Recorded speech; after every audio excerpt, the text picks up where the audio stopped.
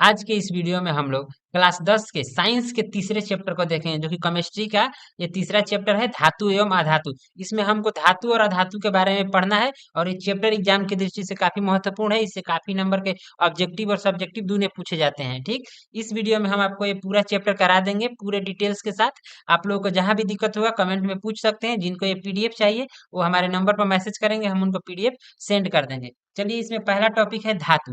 मतलब धातु के बारे में इसमें क्या है, धातु किसे कहेंगे। तो चलिए, इसमें परिभाषा दिया हुआ है कि धातु उन पदार्थों को कहते हैं, धातु उन पदार्थों को कहते हैं जिनमें एक विशेष प्रकार की चमक, एक विशेष प्रकार की चमक, ध्वनि के साथ साथ आघातवर्धनीयता एवं तन्यता का गुण पाया जाता है। मतलब कोई कहेगा धातु किसे कहेंगे, तो धातु उन पदार्थों को कहेंगे जिनमें एक विशेष प्रकार की चमक हो, उसमें एक विशेष प्रकार की ध्वनि हो, उसमें आघातवर्धनीयता और तन्यता हो, तो उसे हम धातु कहेंगे। एग्जाम्पल के रूप में आप सोडियम देख लीजिए, एल्युमिनियम, लोहा, चांदी और कॉपर। यानी कि सोडियम, एल्युमिनियम, फेरस और अर्जेंटम और कॉपर, ये सभी क्या है, धातु है। ये सभी धातु है। अब ऐसे तो हम याद थोड़े कर पाएंगे कि कौन धातु है, देख के तो नहीं बताएंगे। तो उसको पहचानने का तरीका है, यानी कि भौतिक गुण के आधार पर हम कैसे पहचान करेंगे, उसके बारे में हम जानेंगे। कि देखिए, धातुओं के भौतिक गुण, मतलब भौतिक गुण देख के बता देना कि कौन धातु है कौन अधातु है। उसके लिए कुछ तरीका है। जैसे पहला है इलेक्ट्रॉनिक विन्यास। मतलब कोई भी धातु का इलेक्ट्रॉनिक विन्यास करेंगे ना,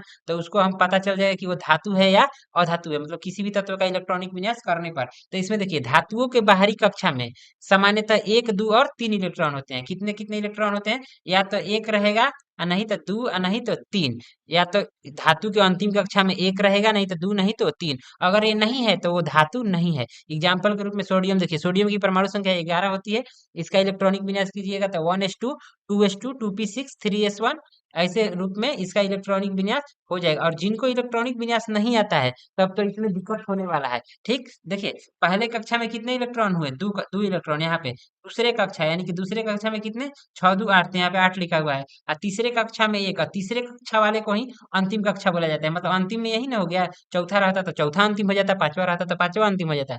लेकिन यहाँ पे तीसरा अंतिम है, तो तीसरा ही हमारा यहाँ पे क्या हो गया, अंतिम कक्षा। तो यहाँ पे लिखा हुआ है कि अंतिम कक्षा में एक इलेक्ट्रॉन है, अंतिम कक्षा में एक इलेक्ट्रॉन है, इसलिए यह धातु है।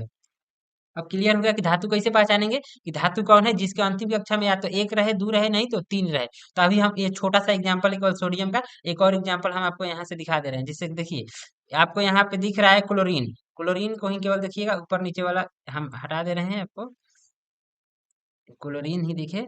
क्लोरीन पे बस खाली फोकस रहना चाहिए। चलिए, क्लोरीन है, क्लोरीन की परमाणु संख्या 17 होती है। इसको जब तोड़ेंगे तो इस रूप में टूट जाएगा, इस रूप में इलेक्ट्रॉनिक विन्यास इसका हो जाएगा। इलेक्ट्रॉनिक विन्यास फिर से कर रहे हैं, जिनको नहीं पता होगा उसके लिए अलग वीडियो एक बना देंगे, स्पेशल इलेक्ट्रॉनिक विन्यास का है। लेकिन यहाँ पे देखिए, क्लोरीन का इलेक्ट्रॉनिक विन्यास करेंगे तो 1s2, 2s2, 2p6 और 2s2, 3p5। यानी इसका अंतिम कक्षा में कितने इलेक्ट्रॉन हुए, 7। अंतिम कक्षा में कितने इलेक्ट्रॉन हुए, 7। 5 ठो यहाँ पे, 2 ठो यहाँ पे, और ये दोनों तीसरा ही कक्षा है, तो इसका अंतिम कक्षा में 7 इलेक्ट्रॉन हुए। तो ये हमारा धातु नहीं है। धातु कब होगा, जब एक, दो, तीन रहेगा। यहाँ पे देखिए फिर से, धातु कब होगा, जब उसका अंतिम कक्षा में एक, दो और तीन रहेगा। लेकिन यहाँ पे अंतिम कक्षा में कितने इलेक्ट्रॉन आ गए, 7। तो क्लोरीन एक गैस है, सबको पता होगा कि क्लोरीन एक गैस है, ये धातु नहीं है। तो यहाँ से क्लियर हो जाएगा। बाकी ये सभी एग्जाम्पल आप लोगों को हम दिखा देंगे। पहले यहाँ से देखिए, और इसमें कुछ नोट्स है, अपवाद जिसे बोला जाता है। फिर से यहाँ से एक बार रिकॉल कर लीजिए कि धातु किसे कहेंगे। तो धातु उन पदार्थों को कहेंगे जिनमें एक विशेष प्रकार की ध्वनि, एक विशेष प्रकार की चमक, अधात्वर्धनीयता और तन्यता का गुण पाया जाता है, उसे धातु कहेंगे। एग्जाम्पल आपके सामने है। अब आपको बुक में दिया है कुछ गुण, जिसके आधार पे हम धातुओं की पहचान कर सके। तो उसके लिए पहला गुण है इसका कि इलेक्ट्रॉनिक विन्यास करने पर जिसके बाहरी कक्षा में एक, दो, तीन आए इलेक्ट्रॉन, उसे क्या कहेंगे, धातु कहेंगे। तो यहाँ पे हमने सोडियम का करके दिखाया, आगे क्लोरीन भी हमने दिखाया। और यहाँ पे इसका अपवाद कुछ देखिए, कह रहा है कि हाइड्रोजन और हीलियम के बाहरी कक्षा में भी एक तथा दो इलेक्ट्रॉन होते हैं। जैसे हाइड्रोजन है, इसका इलेक्ट्रॉनिक विन्यास करेंगे तो 1s1, हीलियम का इलेक्ट्रॉनिक विन्यास करेंगे तो 1s2, इसकी अंतिम कक्षा में दो। इस तो नियम के अनुसार ये भी धातु होना चाहिए, लेकिन ये धातु नहीं है। यहाँ पे नोट में वही लिखा गया है कि हाइड्रोजन और हीलियम के बाहरी कक्षा में भी एक तथा दो इलेक्ट्रॉन पाए जाते हैं। मतलब हाइड्रोजन में एक और हीलियम में दो पाए जाते हैं। फिर भी ये अधातु है, मतलब धातु नहीं है, ये अपवाद होता है। कुछ कुछ चीजें अपवाद में भी होती हैं, तो इसे अपवाद माना जाता है, हाइड्रोजन और हीलियम को। आगे ये इलेक्ट्रॉनिक विन्यास का तरीका है कि इलेक्ट्रॉनिक विन्यास कैसे किया जाता है, तो इसके लिए हम अलग वीडियो दे देंगे। आप लोग खाली इस टॉपिक को देखिए। जैसे पहला वहां पर था इलेक्ट्रॉनिक विन्यास, यहाँ पर दूसरा है आघात वर्धनीयता। दूसरा में क्या है, आघात वर्धनीयता। मतलब आघात वर्धनीयता के आधार पर कैसे बताएंगे, आघात वर्धनीयता कहेंगे किसे, वो देखिए इसमें है कि धातुएं धातुएं आघातवर्धनीय होती हैं, अर्थात इन्हें हथौड़े से पीटकर इनकी कागज से भी पतली परत बनाई जा सकती है। मतलब आघातवर्धनीयता का अर्थ क्या है, तो आघातवर्धनीयता का अर्थ है कि उसको पीट के चादर बना देना, मतलब उसको फैला देना। अगर ये हो जाता है तो हम उसे क्या कहेंगे, धातु। जैसे सोना, और सोना भी होता है। सोना सबसे अधिक आघातवर्धनीय है। एग्जाम्पल में सोना ले लीजिए, चांदी ले लीजिए, कोई भी धातु को पीटिएगा, लोहा भी देख लीजिए कि उसको पीट के फैला दिया जाता है, मतलब उसमें आघातवर्धनीयता का गुण, आघातवर्धनीयता का गुण पाया जाता है। तो यहाँ पे लिखा हुआ है कि धातुएं आघातवर्धन्य होती हैं, अर्थात इन्हें हथौड़े से पीट कर इनकी कागज से भी पतली परत बनाई जा सकती है। मतलब सोना सबसे अधिक आघातवर्धनीय होता है। आपको अगर क्वेश्चन में दे दे कि सबसे आघातवर्धनीय तत्व कौन सा है, तो उसको क्या मारिएगा, सोना। और एक नंबर के लिए ऑब्जेक्टिव में भी पूछता है कि 1 ग्राम सोने से कितना लंबा तार बनाया जा सकता है, तो 2 किलोमीटर। अगर 1 ग्राम आपके पास सोना है तो आप उससे 2 किलोमीटर लंबी तार बनाई जा सकती है। जबकि 100 mg मिलीग्राम चांदी से, चांदी यहाँ पे आया, देखिए चांदी है ऊपर सोना था, 100 मिलीग्राम चांदी से 200 मीटर, 200 मीटर लंबी तार बनाई जा सकती है। समझ में आया, ये ऑब्जेक्टिव में पूछे जा सकते हैं। आपको यहाँ से एक बार सिर्फ रिवाइज कर लेना है, हमने सबको एक क्लास में पढ़ा दिया है। यहाँ पे आप लोग को हम सिर्फ पढ़ पढ़ के रिवाइज आप लोग को करा दे रहे हैं, आप लोग रिवाइज कर लीजिए।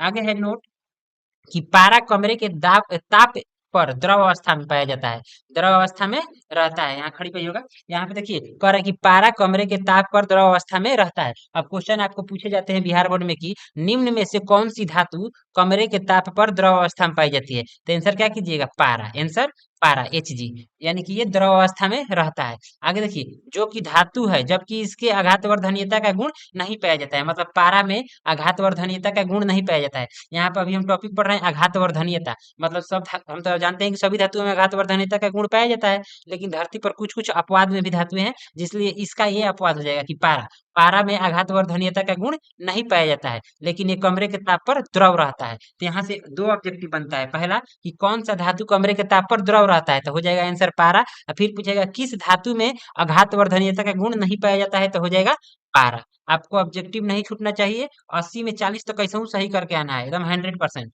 ठीक, आगे देखिए तीसरा इसका गुण है तन्यता। तन्यता में है कि धातुओं में तन्यता का गुण पाया जाता है, तन्यता का गुण धातु में पाया जाता है, अर्थात इन्हें खींच कर लंबा किया जा सकता है। तन्यता और आघातवर्धनीयता एक ही माना जाता है। जैसे तन्यता का भी मतलब वही है कि इसको खींच के लंबा किया जा सकता है, खींच के इसको क्या कर देंगे, लंबा, खींच के लंबा। इसको हम, थोड़ा हिल गया माउस, हाँ चलिए। इसको तन्यता का अर्थ है कि धातुओं को तन्यता का गुण पाया जाता है, अर्थात इन्हें खींचकर लंबा किया जा सकता है, मतलब एक तार हम लोग बना सकते हैं धातुओं को। सभी धातुएं एक समान तन्य नहीं होती हैं। यहाँ पे अगला टॉपिक है कि सभी धातुएं एक समान तन्य नहीं होती हैं। आगे देखिए, एल्युमिनियम के पतले परत का उपयोग खाद्य पदार्थ को सुरक्षित रखने में किया जाता है। देखिए यहाँ पे कहने का मतलब है कि सभी धातुओं को खींचकर एक समान हम नहीं फैला सकते, मतलब कि लोहा को खींचेंगे तो कुछ दूर तक खींचाएगा, सोना को खींचेंगे तो ज्यादा खींचा जाएगा, सोना सबसे तन्य है तो ज्यादा खींचाएगा। तो वहीं यहाँ पे बोला गया है कि सभी धातुएं एक समान, मतलब कि बराबर बराबर नहीं तन्य है। मतलब ऐसा नहीं कि 1 ग्राम सोना से उतना खींच दिए तो 1 ग्राम लोहा से भी उतना ही खींचेंगे, ऐसा जरूरी नहीं है। कहने का अर्थ यही है। आगे कह रहा है कि एल्युमिनियम के पतले परत का उपयोग खाद्य पदार्थों को सुरक्षित रखने के लिए किया जाता है। जैसे आप लोग भी घर पे देखे होंगे कि मिठाई उठाई आता है तो उसपे एक व्हाइट कलर की परत चढ़ी रहती है, तो एल्युमिनियम का पतला परत होता है, ठीक, खाना को सुरक्षित रखने के लिए उसको लगाया जाता है। आगे इसका चौथा गुण है द्रव्यणांक एवं क्वथनांक। द्रव्यणांक एवं क्वथनांक मतलब कि धातुओं में द्रव्यणांक और क्वथनांक का गुण पाया जाता है। देखिए सभी धातुओं के द्रव्यणांक एवं क्वथनांक उच्च होते हैं।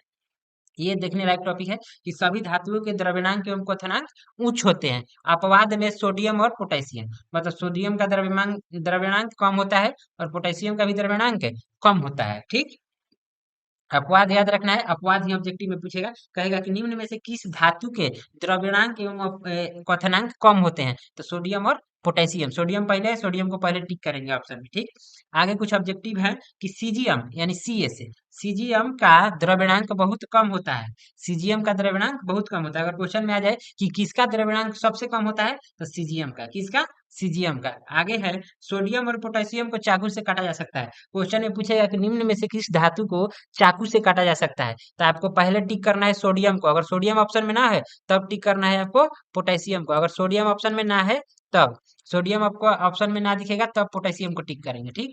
इन दोनों को चाकू से भी काट सकते हैं, ऐसा धातु है। आगे है सोडियम और पोटेशियम को किरोसिन के तेल में डुबा कर रखा जाता है। ये भी ऑब्जेक्टिव में आपसे पूछेगा कि निम्न में से किस धातु को किरोसिन के तेल में डुबा के रखा जाता है, तो सोडियम और पोटेशियम, सोडियम और पोटेशियम को। आगे है पांचवा टॉपिक इसमें ऊष्मीय एवं विद्युत चालकता। जैसे देखिए यहाँ पे, यहाँ से शुरू हुआ है। पहला है इसमें इलेक्ट्रॉनिक विन्यास। पहला इलेक्ट्रॉनिक विन्यास हमने देखा। दूसरा इसका गुण है आघातवर्धनीयता का। तीसरा हमने देखा तन्यता का। चौथा यहाँ पे द्रव्यमान एवं क्वथनांक। और पांचवा यहाँ पे धातु का गुण आया चमक।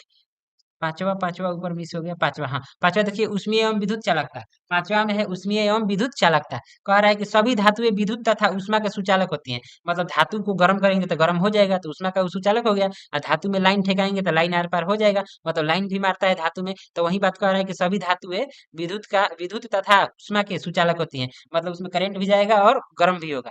और यहाँ पे अपवाद भी कुछ होते हैं। अपवाद के रूप में लेड, लेड यानी कि शीशा। शीशा विद्युत का सबसे कम चालक होता है, मतलब शीशा में सबसे कम लाइन मारता है, सबसे कम, ठीक। तो अपवाद के रूप में हो जाएगा कि लेड विद्युत का सबसे कम चालक होता है। आगे इसमें है अगला पॉइंट कि सिल्वर विद्युत तथा उष्मा का सबसे अच्छा चालक है। क्वेश्चन आपसे पूछेगा ये वाला कि कौन विद्युत का सबसे अच्छा चालक है, तो सिल्वर। सोना सोना वहां पे मत मारिएगा, सिल्वर मारिएगा। सिल्वर विद्युत का सबसे अच्छा चालक है, लेकिन फिर भी इसका तार नहीं बनाया जाता है। क्यों? क्योंकि ये महंगा होता है, और महंगा तार थोड़े कोई लगाएगा, इसलिए एल्युमिनियम पीतल का, इस सब का, तांबा का लगा दिया जाता है तार। सिल्वर महंगा पड़ेगा ना, इसलिए इसका नहीं होता है। आगे है ग्रेफाइट विद्युत का सुचालक होता है, परंतु ये एक अधातु है। हाँ, इसको वीवीआई कर लीजिएगा, ये पूछेगा ही पूछेगा कि ग्रेफाइट विद्युत का सुचालक होता है। ग्रेफाइट जो होता है, जो आपके पेंसिल में होता है, पेंसिल में जो ब्लैक कलर का होता है वही ग्रेफाइट होता है। ग्रेफाइट विद्युत का सुचालक होता है, परंतु यह एक अधातु है। मतलब क्वेश्चन कहेगा कि निम्न में से कौन सा अधातु, निम्न में से कौन सा अधातु विद्युत का सुचालक होता है, तो ग्रेफाइट एक अधातु है और ये विद्युत का सुचालक होता है, ठीक। आगे है छठवां गुण इसका कि चमक।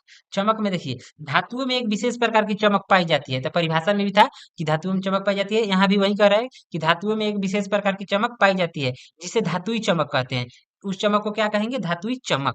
आगे इसमें टॉपिक है कि एल्युमिनियम एवं मैग्नीशियम की सतह सफेद होती है। क्वेश्चन कई बार पूछ चुका है बिहार बोर्ड में, आप लोग क्वेश्चन बैंक में भी देखिएगा कि निम्न में से किसकी सतह सफेद होती है, किसकी सतह सफेद होती है, तो वहां पे हो जाएगा एल्युमिनियम एवं मैग्नीशियम, एल्युमिनियम एवं मैग्नीशियम। आगे है यहाँ पे कि ग्रेफाइट तथा आयोडीन भी चमकीली होती है, परंतु यह अधातु है, परंतु यह अधातु है। क्वेश्चन पूछेगा कि निम्न में से कौन सा अधातु, निम्न में से कौन सा अधातु चमकीला होता है, तो ग्रेफाइट और आयोडीन, ग्रेफाइट और आयोडीन। आयोडीन इससे ज्यादा चमकता है, तो आयोडीन को ही आप लोग टिक कीजिएगा, ठीक। आगे है कठोरता का गुण। आगे सातवां गुण कौन सा है? कठोरता। कि सभी धातुएं प्राय कठोर होती है, सभी को पता है कि धातु कठोर ही होती है। अपवाद के रूप में, इसमें अपवाद भी होगा, जिससे हर चीज में अपवाद होता है, इसमें भी अपवाद है। अपवाद के रूप में सोडियम तथा पोटेशियम मुलायम होती है, जिन्हें चाकू से भी काटा जा सकता है, जिन्हें चाकू से भी काटा जा सकता है। मतलब सोडियम पोटेशियम को चाकू से भी काटा जा सकता है, यह एक अपवाद है। आगे है ध्वनि का गुण।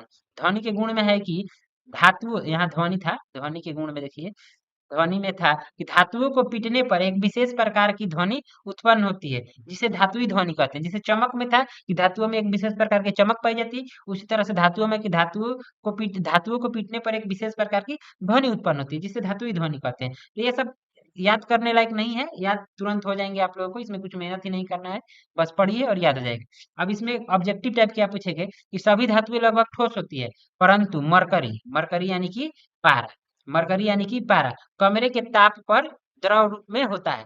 कह रहा है कि सभी धातुएं लगभग ठोस होती हैं, और यही यहाँ पे ठोस का ही ध्वनि, ठोस रहेगा तभी ना ध्वनि आएगी। लेकिन अपवाद के रूप में है कि मरकरी यानी कि पारा कमरे के ताप पर द्रव अवस्था में होता है। और ये हर साल लगभग पूछ देता है कि निम्न में से कौन सा धातु द्रव अवस्था में होता है। अगर धातु नहीं पूछेगा तो पूछेगा कि निम्न में से कौन सा अधातु द्रव अवस्था में होता है।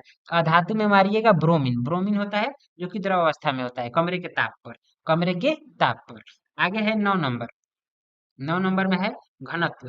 घनत्व में भी देखना है यहाँ पे, हाँ, घनत्व में है कि सभी धातुओं के घनत्व लगभग उच्च होते हैं, सभी धातुओं के घनत्व लगभग उच्च होते हैं, मतलब घनत्व इसके ज्यादा होते हैं।